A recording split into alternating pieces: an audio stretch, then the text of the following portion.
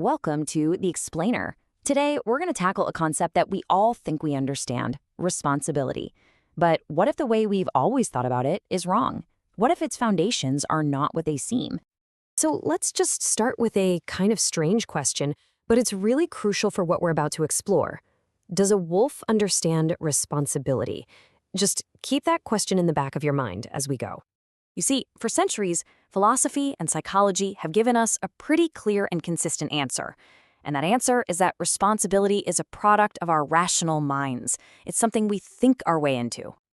I mean, this idea has a really long history. You can go all the way back to Aristotle, who linked responsibility to our ability to choose. Then you have Kant, who saw it as this high moral duty we have to reason itself.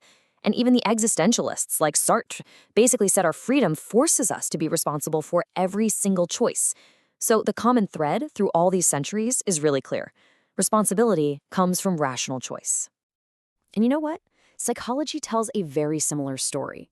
It frames responsibility as this developmental ladder that we all climb as we grow up. Thinkers like Piaget and Kohlberg saw us starting out just afraid of being punished. And then we mature all the way to adopting our own internal, reasoned ethical code. So the traditional model is really clear and honestly pretty neat. Our ability to reason allows us to make choices, and because we make those choices, we can be held accountable. It's a clean, logical formula, very focused on what makes us human. But is it the whole story? Well, this is where things get interesting, because that neat little model starts to break down when we look at behavior that just doesn't fit the formula. This is where the cracks in the foundation really begin to show. Let's go back to our wolf. A pack leader does things that look incredibly responsible, right? It protects all the young, it keeps the peace, it defends the group at great personal risk. But can we really say it's sitting there thinking through Kantian ethics or making some kind of deep existential choice? It really seems like it's just acting from instinct. And this brings up a huge point. We've basically crammed two totally different ideas into the same word. Philosophy is focused on the moral level, who can we praise or blame? But biology, and what we see in nature, operates on the behavioral level. Is the animal reliably doing something important for the group's survival? And this is where the old model gets really uncomfortable. I mean, if we call the wolf's protective behavior a virtue, then what about an ant that sacrifices itself for the colony? Do we say ants have noble morals? It starts to sound a little absurd. And here's the crucial point. These traditional theories aren't really about where responsible behavior comes from.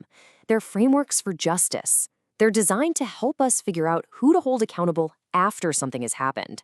They start with reason because their main goal is to figure out who to blame. Okay, so if that's the case, let's look for a better explanation. Let's go under the hood and look at the biology that's driving these behaviors, long before our conscious, rational mind ever gets involved. The fact is, our brains are literally hardwired for connection and care. You've got regions like the hypothalamus and the amygdala, and hormones like oxytocin. You've probably heard it called the bonding hormone. These systems trigger protective and social behaviors automatically, unconsciously. This is the biological bedrock of what we later decide to call responsibility. And there are thinkers in evolutionary ethics, like the famous primatologist Frans de Waal, who argue this exact point. They say that the building blocks of morality aren't logic puzzles. They're the ancient feelings of empathy and loyalty and attachment that any social animal needs to survive. So where does this leave us? If it's not just reason, but it's also not just raw instinct, then what exactly is human responsibility? Well, a more complete model treats it as a powerful hybrid phenomenon.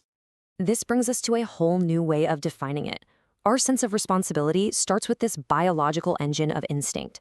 And then our culture, our language, our laws, our stories, it steps in to shape, guide, and expand on those instincts. So in this new model, reason doesn't create responsibility from scratch. It amplifies it. It's the powerful tool we use to take those innate caring instincts we have for our family and extend them out to our community, our country, maybe even all of humanity. This new model really forces us to ask a tough question. Have we built our whole sense of moral superiority on a myth? Have we put reason on this huge pedestal just so we can draw a sharp line between ourselves and the rest of the animal kingdom? Now, accepting this new model isn't just an abstract idea. It changes everything about how we practice responsibility, especially how we try to cultivate it in our kids. The focus shifts from the head to the heart, and from trying to teach it to teenagers to nurturing it in infants. So if responsibility is really built on a biological foundation of attachment, then we have to focus on the pre-rational experiences of early childhood. This means things like creating strong bonds, providing stable, predictable care, and simply modeling the responsible behaviors we want to see. This completely flips our educational priorities upside down. It means the most critical period for building a responsible person is before a child can even reason about abstract rules. Responsibility isn't taught through lectures on right and wrong. It's absorbed through connection and trust. Ultimately, this suggests a total reversal of that traditional model we started with. We are wired to feel what is right first, through our emotions and our social instincts. Our big, powerful intellect then comes in second to explain and justify and expand on that gut feeling. And that leaves us with a final thought to chew on. This reframes responsibility not as some lofty achievement of pure reason, but as a refined expression of a deep, primal, biological instinct to care for our pack. So maybe our morality is far more ancient and far more connected to the rest of life than we've ever been willing to admit.